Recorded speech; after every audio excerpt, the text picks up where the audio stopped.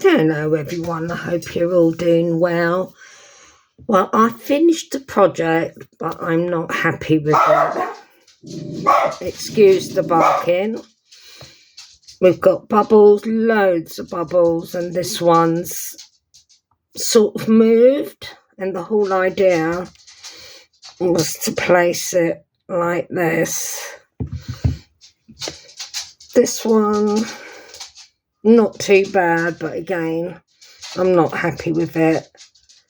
But I decided to post the video, and I'm going to start all over again with a different technique.